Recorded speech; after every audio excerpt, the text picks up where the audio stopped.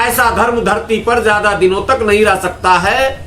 धर्म जो है वो धारण करने की चीज है, धर्म इंसान को इंसान बनाने की चीज है, धर्म शांति, अमन, प्यार, भाईचारे का नाम होता है, धर्म लोगों की मदद का नाम होता है, धर्म लोगों की मुसीबत में खड़े होने का नाम होता है, धर्म भूखों को खिलाने का नाम होता है, धर्म नंगों को पहनाने का नाम होता है।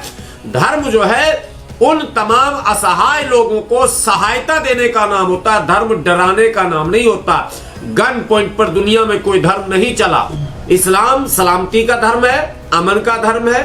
आपको जो मन में आए कीजिए, आपको जितना बकवास करना हो कीजिए, आपके किसी भी बकवास से इस्लाम का नुकसान नहीं होगा, फायदा होगा, आपका नुकसान होगा। कितना दुर्भाग्यपूर्ण मामला है कि परिस्थितियां कैसी बन गई देश की कि गुनाह कोई और कर रहा है, सजा किसी और को दी जा रही। दीपक ने तो उन उपद्रवियों को रोका, उनको ये कहा कि कानूनी या समाजी तुम्हें यह अधिकार ही नहीं है कि तुम फोर्सफुल्ली किसी का नाम बदलवाओ। भारत तुम्हारी माँ होती तो भारत से प्यार करते, तुम तो भारत का सत्यानाश करना चाह रहे हो, तुम तो भारत को बर्बाद करना चाह रहे हो। अगर भारत तुम कहते हो माँ है तो माँ के संतान तुम अकेले थोड़ा ना हो, दलित भी माँ का संतान ही है ना, मुस्लिम भी माँ का संतान ही है ना, तो वो तो तुम्हारा भाई हो गया ना, भारत माता के एक लाल। और फिर एक लाल का इस तरह से कर रहे हो बुरा हाल, ये क्या मतलब है? वैसे दीपक आया है, किसी दिन सूरज भी आएगा और पूरे अंधेरे को, दीपक ने तो कोटद्वार के अंधेरे को दूर किया, लेकिन एक सूरज भी आएगा, जो सूरज सिंह होगा या सूरज जाटव होगा या सूरज यादव होगा या सूरज सैनी होगा या सूरज बघेल होगा या सूरज कुशवाहा होगा, कुछ होगा, लेकिन वो भी कहेगा कि मैं मोहम्मद सूरज हूँ। समझ जाना सूरज निकल गया। मुसलमानों को इंतजार करना ही पड़ेगा। शुरू हुआ और कहाँ तक विवाद पहुँच गया उसको? सबसे पहले तो देश के एलओपी, विपक्ष के नेता, कांग्रेस के नेता माननीय श्री राहुल गांधी जी को हम बधाई देते हैं कि इस संकट की घड़ी में उन्होंने विपक्ष की भूमिका निभाई और दीपक, जो कि मोहम्मद दीपक के नाम से प्रसिद्ध हो चुके हैं, उसके पक्ष में उन्होंने वादा ट्वीट किया। और ट्वीट करते समय जो जिन बातों का जिक्र राहुल गांधी जी ने किया वो अक्षरशः सही है। कांग्रेस के सभी शीर्ष नेताओं को इस बात का संज्ञान लेना चाहिए, माननीय राहुल गांधी के पद चिन्हों पर चलना चाहिए। और सबसे बड़ी बात कि दीपक कुमार ने यह साबित किया कि वो एक सच्चा भारतीय है। देश में लगातार असम से लेकर उत्तर प्रदेश, उत्तराखंड, हिमाचल, उड़ीसा और छत्तीसगढ़, मध्य प्रदेश, महाराष्ट्र, इन राज्यों से गाहे बगाहे, और आप राजस्थान को भी उसमें रख सकते हैं श्रेणी में, गाहे बगाहे ऐसे वीडियोस आते हैं जहां माइनॉरिटी, स्पेशल मुसलमान और दलित, इन पर अत्याचार की सूचनाएं मिलती रहती हैं। दलितों पर जब भी अत्याचार होता है तो उसमें विशेष जाति को अपमानित करने, उन्हें न केवल अपमानित करने बल्कि मारपीट करके हैरेस करने, बैकफुट पर लाने, सामाजिक दृष्टिकोण में उनको उनसे सिरेंडर करवाने, यानी नतमस्तक कर दो मनुवाद के सामने, झुक जाओ। उर्दू में अगर कहें तो सजदा कर लो मनुवाद को, मान लो या मनुवाद का कलमा पढ़ लो।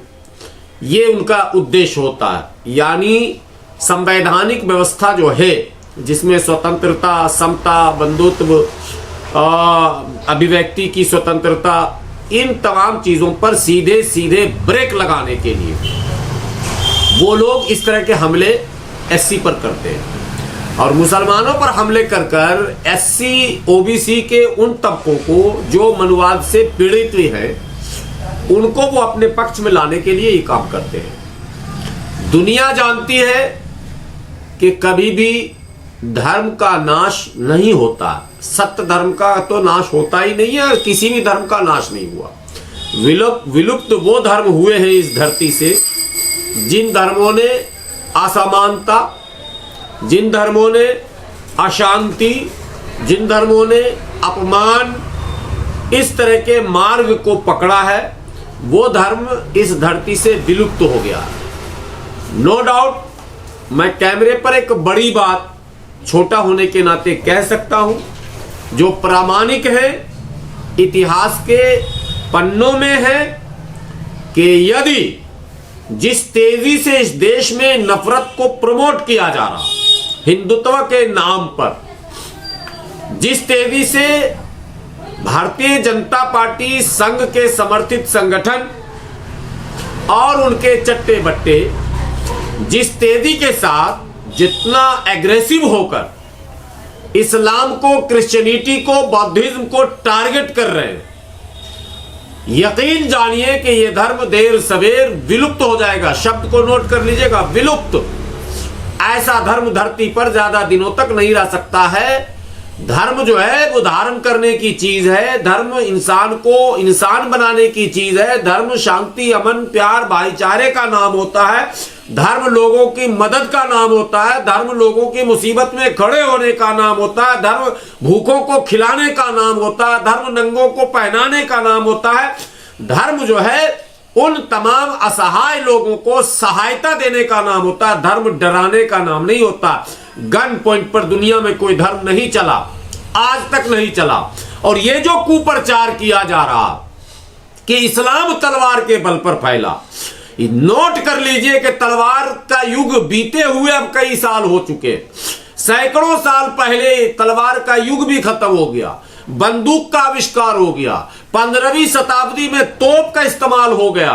सब कुछ हो चुका है, तलवार नहीं है। लेकिन इस्लाम लगातार पूरी दुनिया में फास्ट ग्रोइंग रिलीजियस बना हुआ है, लगातार निरंतर बढ़ रहा है। ये आंकड़े भी मैं नहीं दे रहा हूं, ये आंकड़े भी वही लोग दे रहे हैं जो इस्लाम को टारगेट कर रहे हैं और निशाने पे ले रहे हैं। बात आप समझ लीजिए, इस्लाम सलामती का धर्म है, अमन का धर्म है।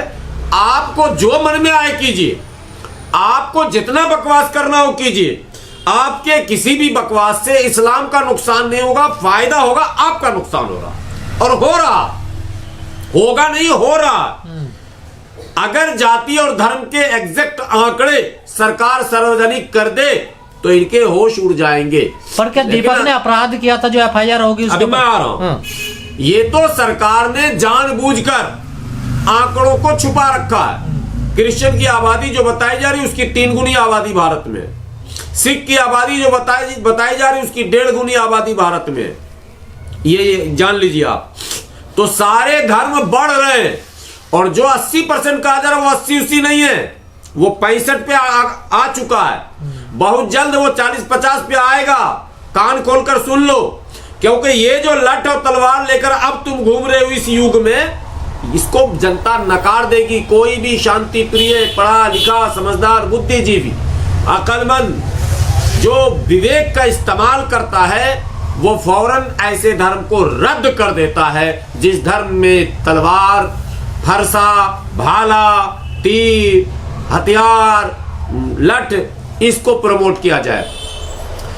जब इस देश में संविधान का राज है, कहा जा रहा है तो नहीं, तो दिख गया कि नहीं है, लेकिन है, अभी रेंग रहा, तो फिर इसमें अलग अलग सेनाएं बनाने की आवश्यकता क्यों पड़ रही? अलग अलग दल जो चुनाव नहीं लड़ते हैं वो भी दल, और दल वो जो कहता है कि हमारे पास ही बल, हमारे पास ही हल, जो पुलिस थाने में भी कुर्सी लगा के बैठ जाता है। और ये निकम्मी और नाकारी पुलिस जिसको अपने वर्दी पर गर्व करना चाहिए, वो ऐसी हरकत करने लग गई है। पुलिस गिरगिराने लगी है, घुटनों के बल पुलिस आने लगी है बजरंग दल के सामने। ये चिंता का विषय। अब आप देखिए दीपक के साथ क्या हुआ। दीपक का अपराध क्या था? एक मॉब को, एक भीड़ को बाबा नहीं लिखो। अबे तू कौन होता? कल को तू कहेगा मस्जिद नहीं बनाओ, तुम अपना नाम गुलाम सरवर नहीं रखो। तेरे बाप का राज है क्या? तेरे से पूछ के मैं नाम रखूंगा अपना, अपने बच्चों का, अपने दुकान का, अपने बिजनेस का, अपने व्यापार का, अपने गली का, अपने रोड का? तू है कौन भाई? कौन है तू? तेरा ये माने तरीका, ये तेरा जो रोल है, ये इसको वेरीफाई किसने कर दिया? इसको सर्टिफाई किस कॉपी किसने दे दी? कौन है जो इसको लीगल बनाकर सामने ला रहा? ये सबसे बड़ा चिंता का विषय है।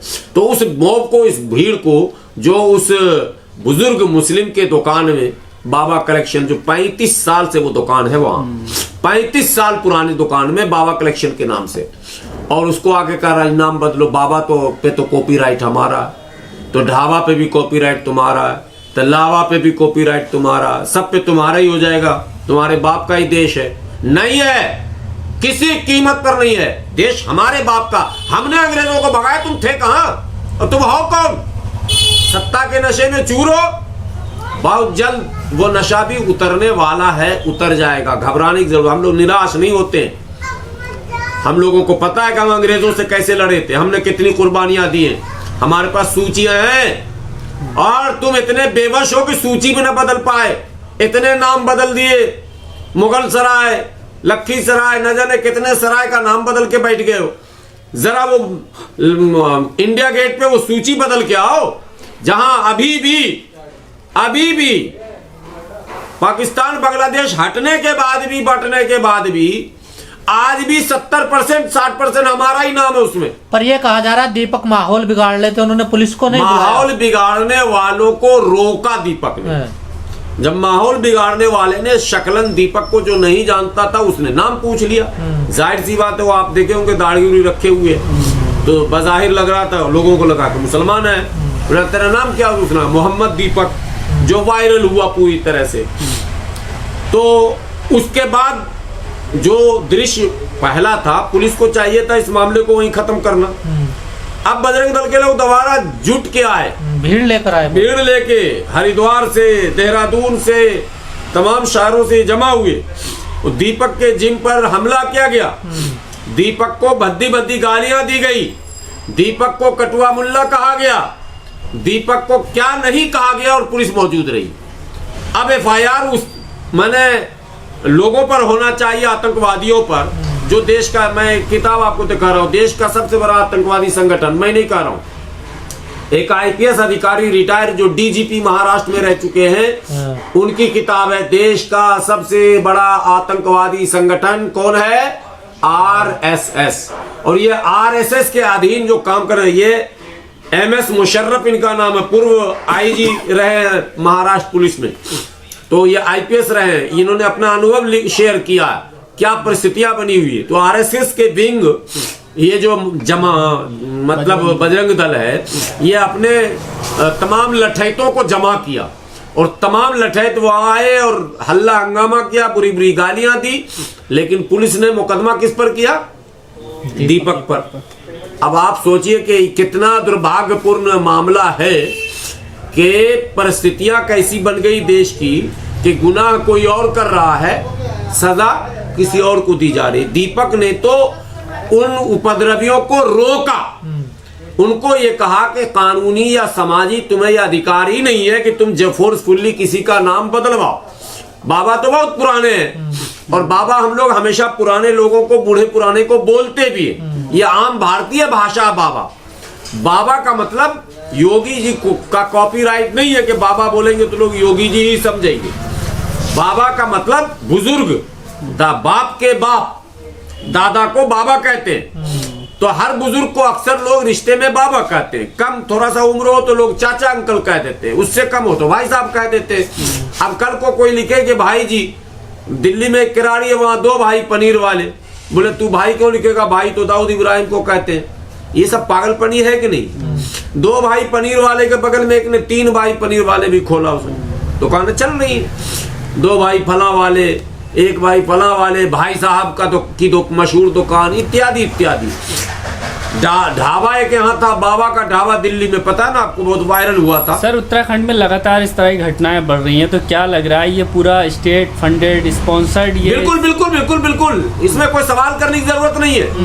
ये जो कुछ हो रहा असम में, जो कुछ हो रहा उत्तराखंड में, जो कुछ हो रहा हिमाचल में, हिमाचल को भी छोड़िए नहीं, कांग्रेस शासित सरकार जरूर है, लेकिन कहीं उत्तराखंड से मैंने बहुत अच्छा माहौल उसका भी नहीं है। ये सब कुछ राज्य सरकारों के निगरानी में, बल्कि निगरानी नहीं, इसको जो स्टेट स्पॉन्सर्स आप कहते हैं, राज्य द्वारा स्वीकृति और आर्थिक सहयोग से करवाया जा रहा है। इतने निठल्लों की फौज खड़ी हो गई, इनके पास काम नहीं है। ये घूम घूम के बोर्ड पढ़ते हैं दिन भर, ये घूम घूम के चेहरे पढ़ते हैं दिन भर, ये घूम घूम के कॉलेज और ये इवेंट में जाते हैं, किसके यहाँ क्या खाना बन रहा है, क्या कहते हैं आपको होटलों में लड़के लड़कियां कौन सी आके बैठ रही हैं, पार्टियां क्या हो रही है, बर्थडे है क्या है, उसमें कौन कौन लोग पार्टिसिपेट कर रहे हैं, इतनी सूची, इतना फ्री है, कोई काम नहीं है। फिर उसका पेट कैसे चल रहा? कोई तो है जो पीछे से पेट चला रहा उसका, कोई तो है जो पीछे से फंड कर रहा है, कोई तो है जो आर्थिक सहयोग दे रहा। सरकार की निगरानी है, सरकार की जिम्मेदारी है कि ऐसे लोगों का या तो उसे पता लगाना चाहिए, लेकिन पता क्यों लगाएगी जब मुकदमा तक करने को सरकार तैयार नहीं है। पता है सरकार को मुकदमा करेंगे, ये खुद ही अदालत में मेरे खिलाफ बयान दे देगा, क्योंकि मुजरिम तो हम खुद हैं। सरकार को ये सूट करने लगा, लेकिन ये जनता के लिए चिंता का विषय है। लगेगी आग तो आएंगे घर कई जद में, यहाँ पे सिर्फ हमारा मकान थोड़ी है, और मुसलमान इतना मुर्दा थोड़ी है। आपने कहीं से भगा दिया, पलायन कर गए। उत्तराखंड में हजारों मुसलमान पलायन हो चुके हैं, आपको पता है या नहीं पता? हजारों, एक गांव में 150 घर तो उनको भगा दिया फोर्सफुल्ली। हजारों मुसलमान पलायन करके कहाँ गए? पाकिस्तान चले गए? नहीं गए ना। बांग्लादेश चले गए? नहीं गए ना। कहीं भारत में ही आए होंगे। उनके ऊपर क्या बीत रहा होगा, जिन्होंने अपने पुरखों की माने जन्मभूमि को किसी के भय से, डर से छोड़ दिया है। छोड़ते वक्त उस परिवार में जो बच्चा 10 साल 15 साल का होगा, जो उस गलियों में खेला होगा, उसका दिल पढ़ाई पर लगेगा, उसके दिमाग में वो दृश्य होगा, वो क्या करेगा ये बताओ? नफरत का जवाब प्यार बहुत दिनों तक नहीं होगा। 7 दशक हो गए हम नफरत का जवाब प्यार से दे रहे हैं। 7 दशक। मैं देश की सरकारों से विनती करता हूं, सत्ता आपको मुबारक हो, लेकिन अगर नफरत पर लगाम नहीं लगाएंगे तो देश में अराजकता फैल जाएगा, सिविल वार हो जाएंगे, कोई नहीं बचेगा, सब चपेटे में आ जाएगा। सबको बचाना, इंसानियत को बचाना, यह आपका नैतिक कर्तव्य है, संवैधानिक कर्तव्य है, धार्मिक कर्तव्य है, सामाजिक कर्तव्य है। अगर इन कर्तव्यों के पालन और निर्वहन से आप भागते हैं तो नो डाउट आप देशद्रोही हैं। आप देश में अराजकता जानबूझकर लाना चाहते हैं। आपके हाथ में है रोकना और आप नहीं रोक रहे हैं। क्या कोई ऐसा कानून है किसी की दुकान पे जाके उसका नाम पूछना, ये करना? दिल्ली में भी तो हो रहा है। नहीं, आधार कार्ड। हाँ, रास्ते में अब ये वो देखिए, वो पीछे अभी आप, मैं प्रेस कॉन्फ्रेंस कर रहा हूँ, देखिए पीछे वो शाल बेचता हुआ जा रहा कश्मीरी। आप बुलाएं तो चाहे कैमरे पर बुला सकते हो, वो बयान दे सकता है। सालों साल सर्दी के मौसम में कश्मीर के नौजवान आ जाते हैं शाल बेचने। हमारे यहाँ तो तिब्बत का भी मेला लगता है, लहासा मार्केट लगता है, हमारे यहाँ नेपाली भी आके काम करते हैं, हमारे बहुत सारे लोग रोजगार। ये तो कश्मीर तो भारत का अभिन्न अंग है। तुम ही कहते हो बेलज्जे बेशर्मो नालायको कि दूध मांगोगे तो खीर देंगे और कश्मीर मांगोगे तो चीर देंगे, और कश्मीरियों को तुम चीर रहे हो। तो कौन सा कश्मीर तुम लेना चाहते हो? कश्मीर की खाली वाली धरती, वहां के लोग नहीं चाहिए? खाली धरती मैंने कभी भी परले आने तक ले पाओगे कश्मीरियों से? अरे कश्मीर हमारा अभिन्न अंग है, तो कश्मीर के लोग भी हमारे अभिन्न साथी, अभिन्न अंग हैं। भारत में सबके लिए समान कानून है, तो उनके लिए भी एक कानून है। यही लोग कहते हैं बेशरम कि एक देश में एक विधान, एक संविधान, एक परिधान, एक फलाना जाने क्या क्या धान, कितना धान ये उपजाते हैं, तो एक देश में एक संविधान कश्मीर पे लागू नहीं होगा।